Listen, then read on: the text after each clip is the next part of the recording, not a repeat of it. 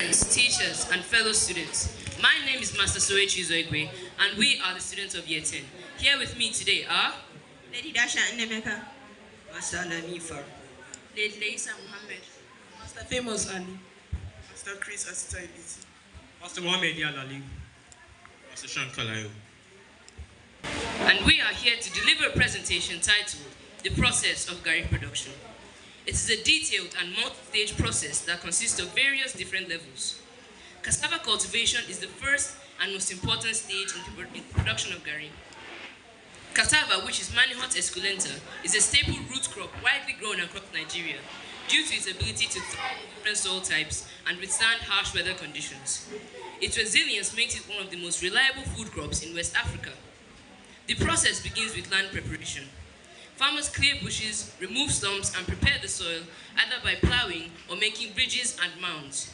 This improves soil aeration and enhances root development. Cassava is propagated using stem cuttings taken from mature plants. The cuttings are usually 20 to 30 centimeters long and are planted either vertically or at a slight angle to the soil. Planting is often done during the rainy season to ensure proper moisture for growth. Adequate spacing, usually 1 meter apart, is necessary to allow the plants enough room to grow and produce large tubers. Cassava matures between 8 to 18 months, depending on the variety planted. Early harvesting may result in smaller tubers with less starch, while delayed harvesting can lead to woody roots which are harder to process.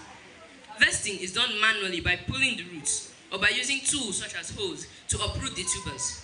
Care must be taken to avoid breaking the roots, as damaged cassava deteriorates quickly.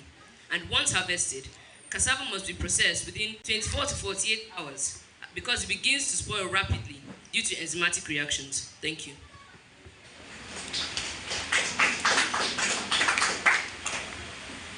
The next stage of cassava processing is peeling and washing.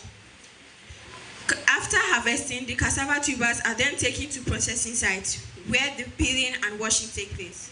This stage is very crucial because it ensures that only clean and safe raw materials are used during gari production. Peeling involves removing the outer brown skin and the inner thick cortex of the cassava tuber. These layers contain dirt, sand, and higher concentrations of cyanogenic compounds. If not removed properly, they can negatively affect the taste, smell, and the safety of the final product. Traditionally, peeling is done manually using knives.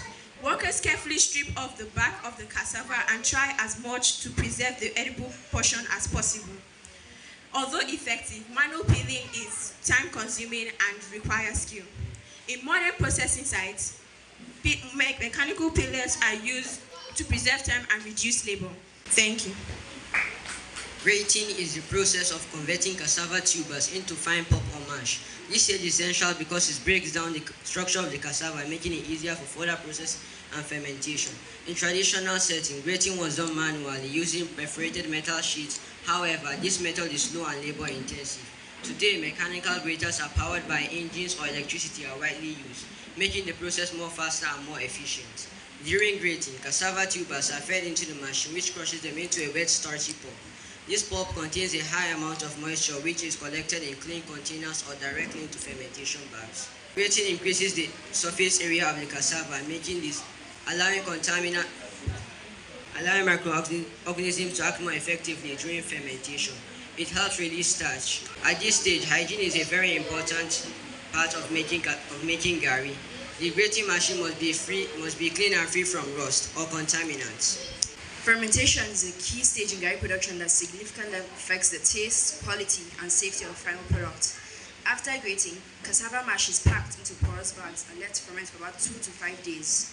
During fermentation, naturally occurring microorganisms break down the cassava, reducing its cyanide content, making it safe for consumption. This process also develops the characteristic sour taste of gari. The bags are then placed under heavy weights on mechanical presses to remove excess liquid. This liquid contains harmful substances that must be eliminated.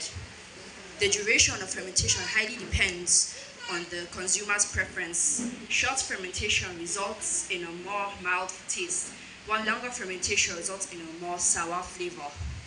Proper fermentation increases digestibility and enhances the nutritional value of the cassava. However, over fermentation can lead to excessive sourness, and poor quality. Maintaining good hygiene and monitoring the fermentation process is essential to achieving the desired outcome. Thank you. After fermentation, the cassava mash still contains a significant amount of water, which must be removed through pressing. This stage is known as dewatering.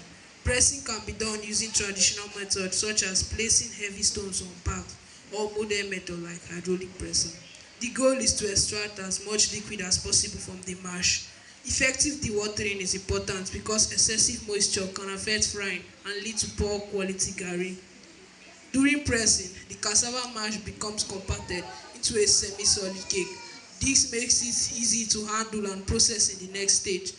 The liquid removed during pressing contains cyanide residue and must be disposed of carefully to avoid environmental contamination. Proper dewatering improves the texture, reduces frying time, and enhances the shelf life of garri. Thank you. Sieving is the process of breaking down the pressed cassava cakes into fine uniform granules. This stage is essential for achieving the desired texture, appearance, and the quality of garri. After pressing, the cassava mash is a form of a compact cake. This cake must be disintegrated into smaller particles before frying. This process is by manually breaking the cake into smaller chunks. These chunks must be then passed through a sieve, which is usually made of mesh or perforated metals. The sieve separates the fine particles from the larger lumps. The larger lump stays on top of the sieve while the fine particles goes through the sieve. Uniformity is the main goal of sieving. Even-sized granules ensures consistent frying as they absorb heat evenly. This results in garri that is properly cooked, crisp, and free from lumps. Sieving helps remove foreign materials such as fibers, dirt, and small stones that may have entered during early stages. This improves the cleanliness and the quality of the final product. At some processing centers, mechanical sieving machine is used to increase the efficiency and reduction of manual labor. However, manual sieving is still common in some rural areas. Another important benefit of sieving is aeration.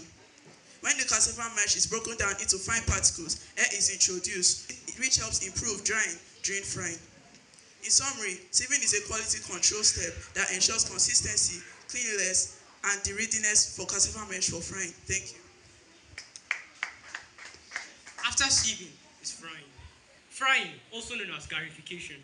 This is the final stage and the most crucial stage in the entire production process. It involves transforming cassava granules into the final product, garri.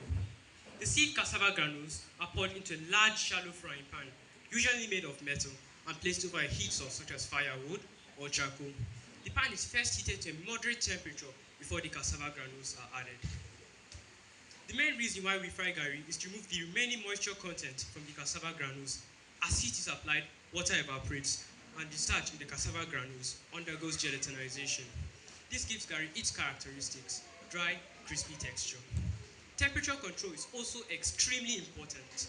Excessive heat can cause the garri to burn, resulting in a bitter taste and dark color.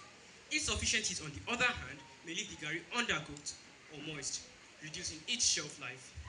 Frying also influences the color and flavor of the garri. For white garri, no additives are added. For yellow garri, palm oil is added during frying. This does not only give the garri a yellow color, but also enhances its flavor and nutritional value. The skill of the fryer also plays a significant role in this stage. Experienced fryers can control heat, stir effectively, and can determine when the garri is properly cooked. Hygiene is also an important aspect in frying. The pan and utensils must be clean, and the environment should be free from any contaminants. Proper frying will result in a garri that is dry, crispy, and evenly colored, and free from lumps, of course. Poor frying, on the other hand, can ruin the entire batch, regardless of how well other stages were handled. Thank you.